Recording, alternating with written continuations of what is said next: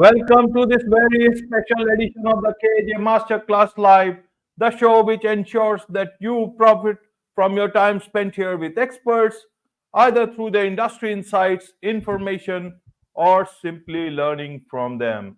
And today we have Rick Ornelas. He's an author, professional coach, and founder of iSpark Change. And he teaches individuals to expand their social impact and spread positive change around the world. Welcome to the show, Rick.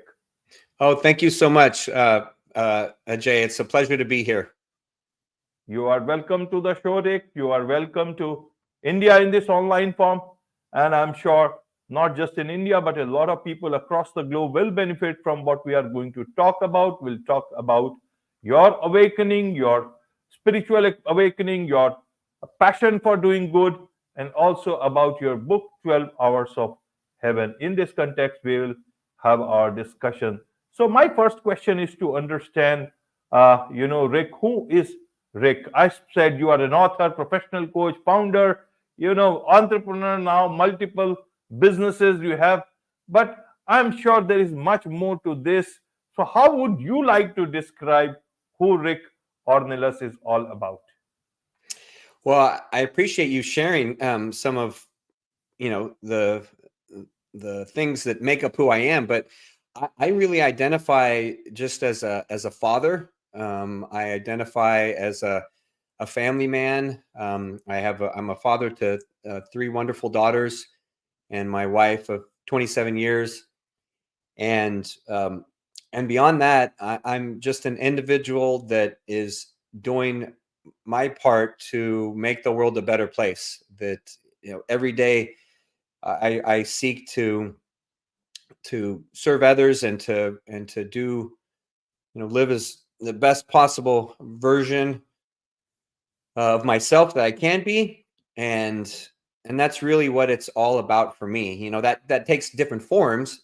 Sometimes it's coaching, sometimes it's writing, sometimes it's through business or speaking, but in no matter what I'm doing, I mean, that's at the heart of it. Right, right, Rick. I want to understand your, perspective on things. Before that, I want to understand, about your awakening, so that we also understand what is it that moved you, which whereas so many different things did not were not able to. So help us understand in that perspective what was your awakening all about. What is it that you thought God wanted from you? What is it that you now want from the world? What is it that you think you can give back to God? Well, that's a big question, and I'll answer it in a couple different parts, Jay, if you don't mind.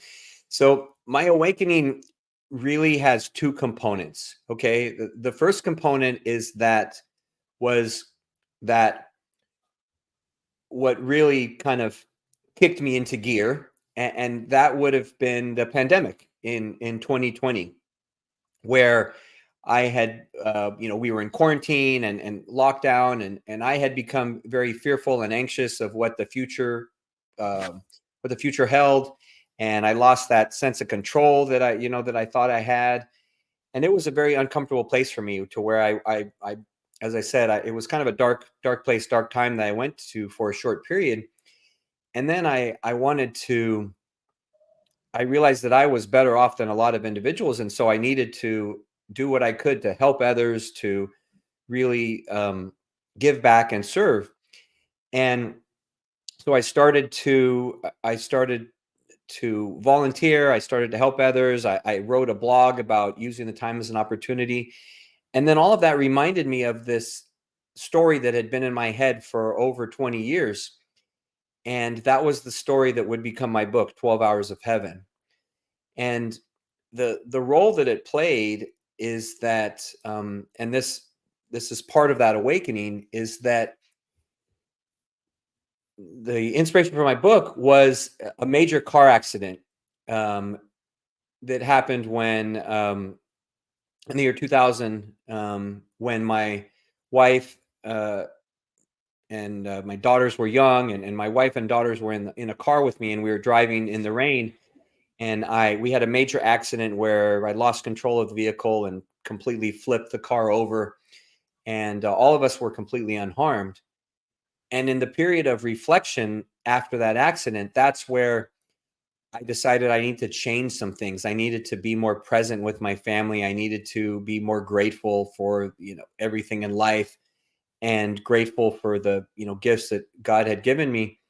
And um, and that's where the idea for this story came, which wasn't ready at the time. I wasn't ready to write it. It wasn't ready. And so it had to marinate for 20 years. It had to grow, and I had to evolve and grow for those 20 years. So that awakening really was two parts. It was one, that accident, which caused me to start focusing, changing my life. And then it was 20 years of growth and development that the pandemic really said, okay, now's the time that you need to write that. And in the time writing, that's where I realized that I needed to focus more on, loving and giving and serving others, and focus more on doing my part to change the world. And that's when I created I Spark Change, and that's when I started really connecting with others from all over the world, um, to find that there are a lot of people that want to do something to improve each and other, one another's day, and improve the world. Right, right, Rick. I want to understand. I like this, title, 12 Hours of Heaven. How did you come across this title? And why only 12 hours? Why not less? Why not more? Everyone wants heaven, and they want heaven forever. Why only restricted yourself for 12 with 12 hours? That's a great question. No one's ever asked me that, Jay. That's the first time I've ever been asked that question, and I've done a lot of these interviews, and I love it. So as I said, the inspiration for the story came after my accident. So as I was reflecting on what had happened and why we survived and why we weren't killed, as the report, said, we should have either been been witnesses. We should have either been seriously injured or killed, and we didn't have a scratch. And so as I reflected on everything that had happened, I would often sit in my car and kind of daydream and reflect. And my mom had given me a little angel pin, a little gold pin of a guardian angel, that she said, put this in your car. So I put it on the visor in my car. And I would sit there and I would look at that angel pin and kind of daydream and think about what had happened and reflect. And one day I was sitting there and I'm staring up at that pin, and the idea for this story hit me like I had just watched it as a movie. Like, it became very clear in my head. And I was thinking, my mom had said, oh, a guardian angel protected you, and that's why you were alive, and an angel helped you. And so as I thought about that, the story, it's a fictional story, about an angel who is sent down from heaven to earth, and he finds himself trapped in an elevator with 10 strangers, and none of them know each other, and they're all completely different, walks of life and backgrounds and everything. And none of them know that he's an angel, and he doesn't even really know why he's there, but they're trapped in this elevator overnight, from essentially sunset to sunrise, a period of 12 hours. And that's where the title comes from, Ajay, is that they're trapped for 12 hours. And during that time, he is able to help each of them with the biggest challenge that they're facing in their lives. And those what he teaches them become the lessons for a better world, which is the subtitle. And so it's interesting that you say people want heaven all the time, right? And they want, and what I talk about in the book is that, yes, they're trapped for just a period of 12 hours. And I actually am in the process of writing a follow-up, a book, which the title is 12 Hours Time on Earth. And the truth is that with them working on themselves and working on these lessons that they learn, like love or gratitude or forgiveness, that these all help to create that environment of heaven for everyone, that better world for everyone. So that's why it's 12 hours. That's where the title comes from, and it's a way to really make things better for everybody. Absolutely, absolutely. It's interesting. You see, 12 hours of heaven trapped in an elevator with 12, 10, 12 people whose lives, the angel tries to solve their problems. But you gave it a nice twist. You talked about lessons for a better world. So, how did you move on from, those 10, 12 people trapped in an elevator? Their lives change, but you look towards the bigger picture. It was not easy. I don't know if you are a professional writer or do have that much of so much of experience into that. So how did you tackle this particular subject, and what exactly did you try to bring home the message? Is it I can get it from the title, lessons for a better world, but it's not an easy topic to develop and pass on the message, because there is always this uh, danger or the risk of losing your own path while dealing with such a nice story but a difficult story. Help us understand about your thought process. I want to understand your thought process, because you almost took it like a responsibility on yourself, like Noah.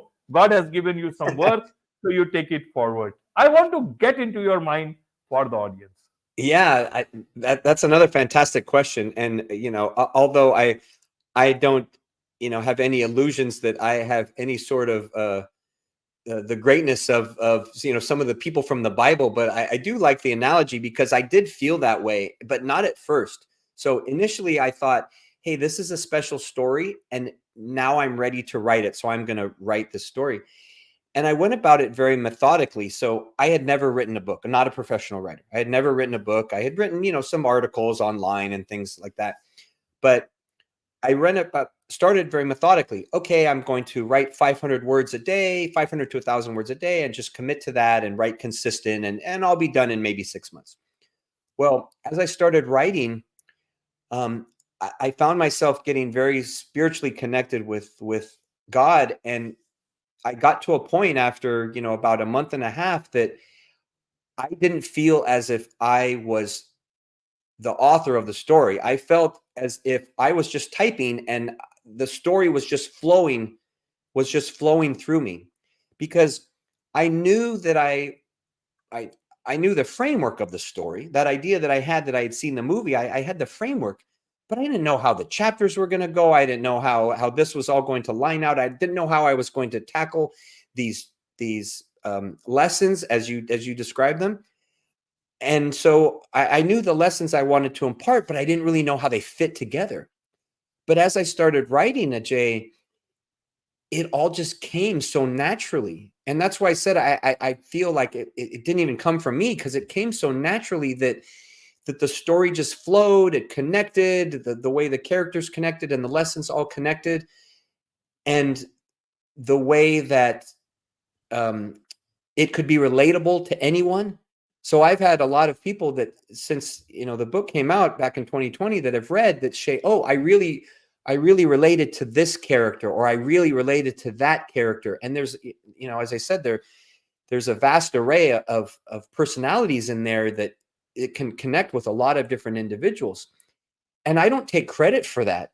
I think that I was just trying to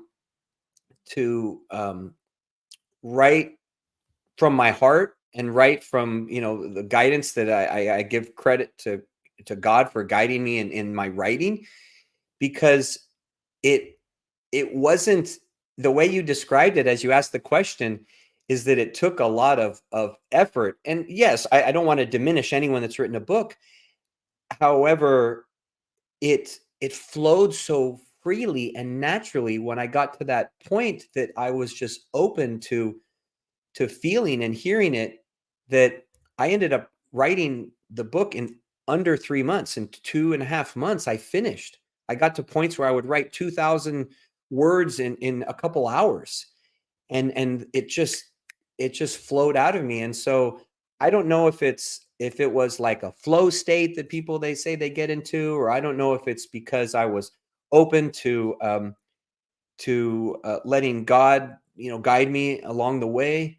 A friend of mine, she said that I was receiving divine downloads, and that's enough of a description for me. I'm okay with that. Is that I'll take it that I just made myself open, and the story flowed, and it came together in a way that it's a creative story that's easy for anyone to understand and anyone to relate to. And I just accept that, it came together as it was meant to. Right, right. As they say, God helps those who help themselves. In this case, you were helping God Himself to perhaps, make the humankind remember the very message that is so much ingrained in us: connection, empathy, humanity.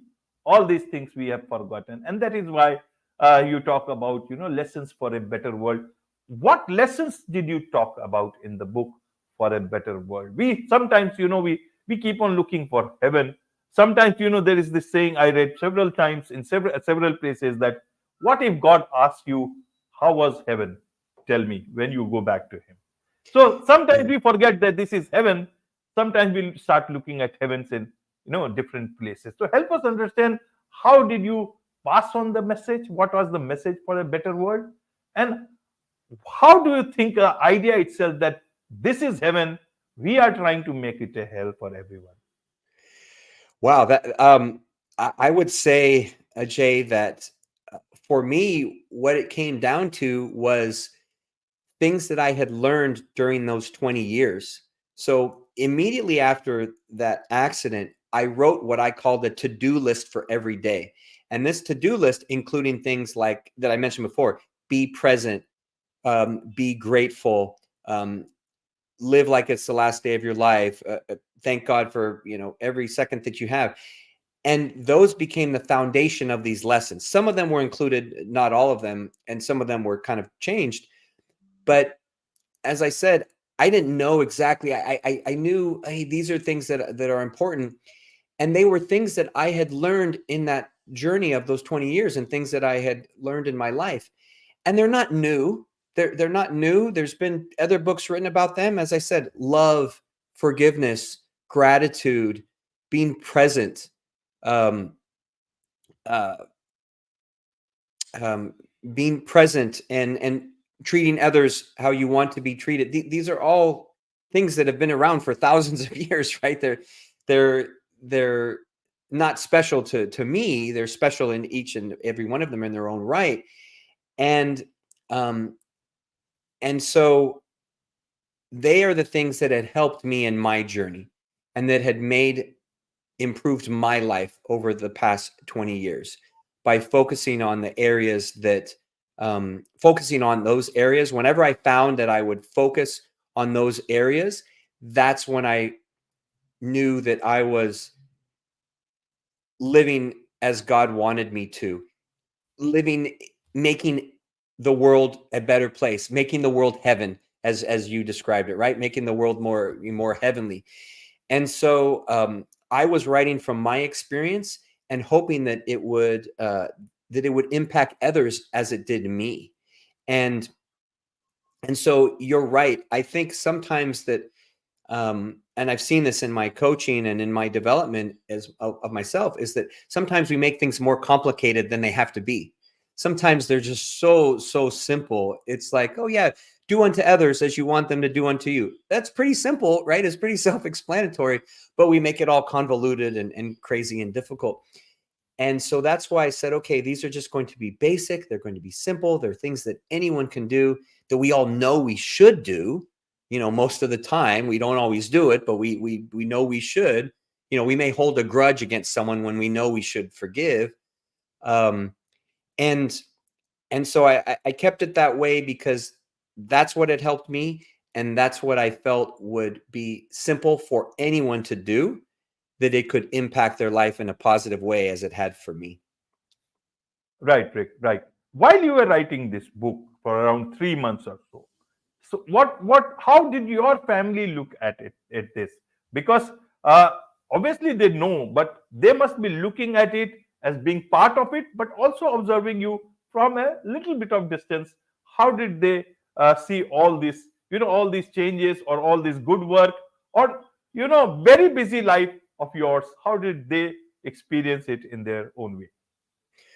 Well, at first they they just accepted, said, oh, okay, this is great, you're going to write something. And then it was a little challenge during that time, just because we were trying to spend more time as a family during quarantine and lockdown and everything, and I would come and lock myself in the office for hours and just start writing. So that then it became a little difficult. Afterwards, as I completed, I think, and I did more writing and talked about it and was more open to sharing the experience that I was going through. That's where I think that they saw the bigger impact that it had had on me, because I felt the writing, I was the one who was impacted the most. I was the one who benefited the most by going through that journey of writing the book. And then, my wife and my daughters and my family, it really did help to improve our relationships. It helped to, draw us closer, because not so much because of the actual book, because I was working on living what I was writing about. I was working on being more present, being more grateful, loving, forgiving, serving others. I was focused on doing the things that I had written about, and therefore I was becoming a better person.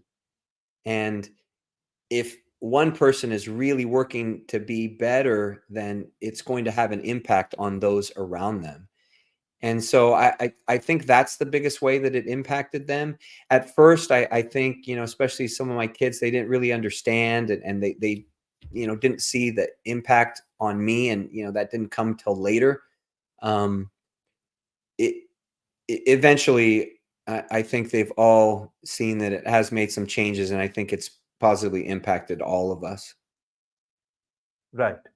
Right, Rick. Now you are writing another book, 12 Hours of Heaven, Time on Earth. What was the message that was left in the earlier one? And did you at that point in time think of another book, or it just came later on that, there is something more to be told? So I didn't, I originally, when I started writing, I thought I was going to complete everything in the one story. And then, as I said, the writing, it just started flowing.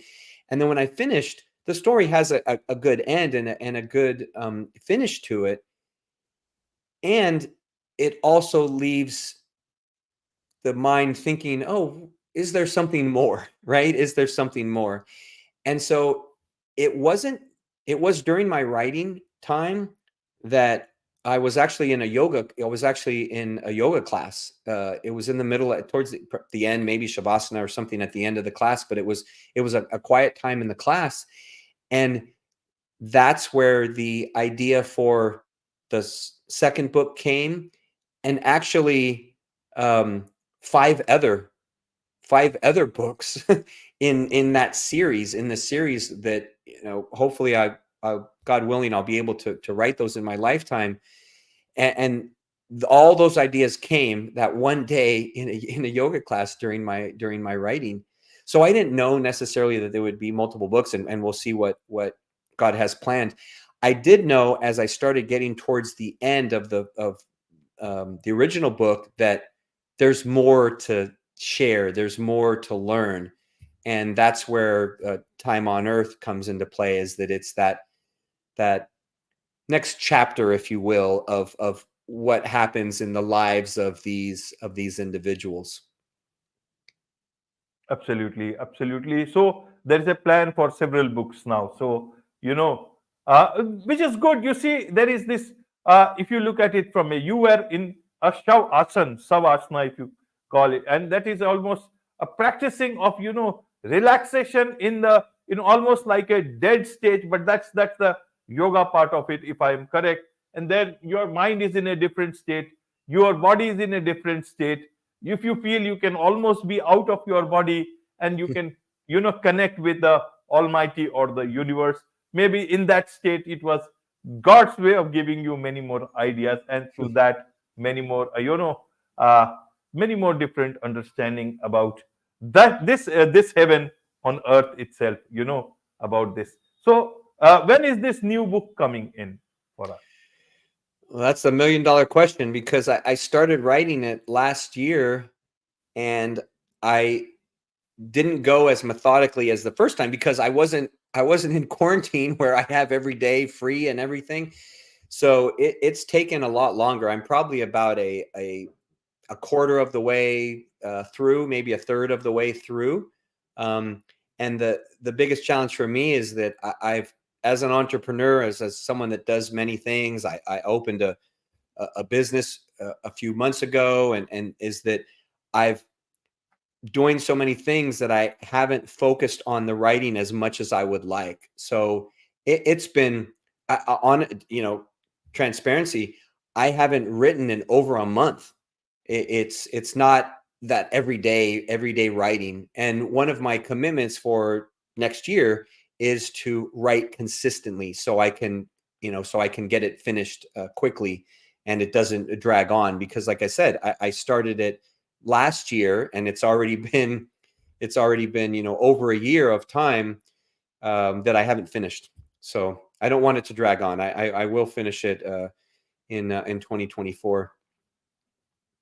Right, right, Rick.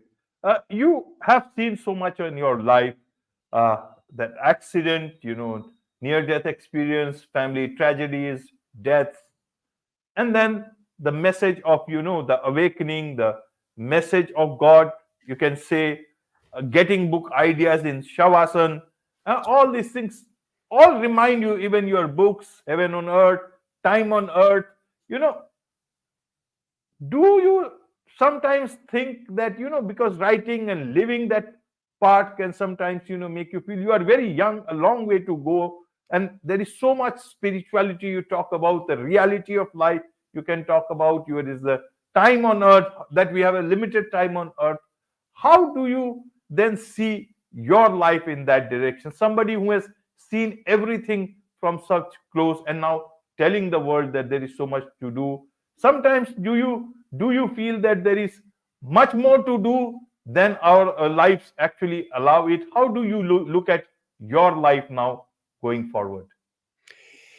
I think, Jay, that I used to think that I used to be someone that was always so busy, and I still fight that to this day, is that, oh, I always have to be doing something. I always have to be doing something. I always have to, more and more and more, right? Complete more things, reach more goals, just accomplish whatever I can, and stay busy, busy, busy, busy, busy. And what I realized in that time a few years ago was that it's not about being busy at all. It's about being present and really enjoying and savoring each moment, because time is the most valuable resource that we have. And the older I get, and I appreciate you saying young. I'm 52. The older I get, the more I realize that time is so precious, and it goes so quickly. I can't believe that this year is already at the end. But as we're recording this, 2023, that it goes so fast. And so now, yes, I do want to live a long time and accomplish a lot of things and build iSpark Change into a platform with affecting 1 billion people. And I have goals that I want to accomplish. I'm not doing it at the expense of missing the moment, not enjoying that time with my family, and really savoring, those little things. So I'll just a quick example. is I live in Texas now near Houston, and originally from Southern California. And my wife and I lived on the Central Coast, which is a beautiful area right by the ocean. You have the mountains meeting the ocean.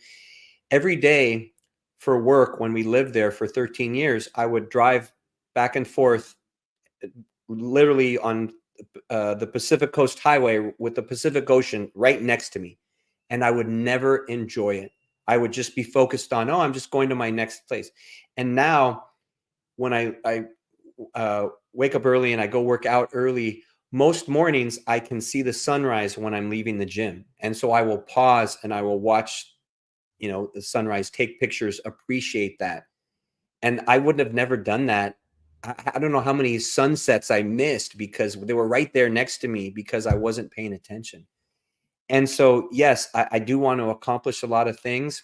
And I do think that that's part of why we're here is to, to use the gifts that God has given us to glorify him and to help serve others.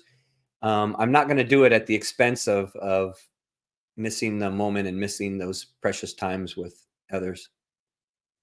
Absolutely. Absolutely. There's much to learn from you, learn about your books. So, what is the best way that people can connect with you? Well, they can find me on social media, Rick Ornelas on Instagram, Facebook. Website is rickornelas.com. And then also I Spark Change, the letter I, and then sparkchange.com. That's where they can follow us on any social media platform. We have daily inspirational content and motivational content that will help spread positivity and then learn more about, the things I'm working on, or if they want to follow or speaking, any of that stuff. Wonderful. With this, it's a wrap on this very special edition of the KAJ Masterclass Live. Thank you so much indeed for joining us. Thank you very much, Ajay. It's been a pleasure.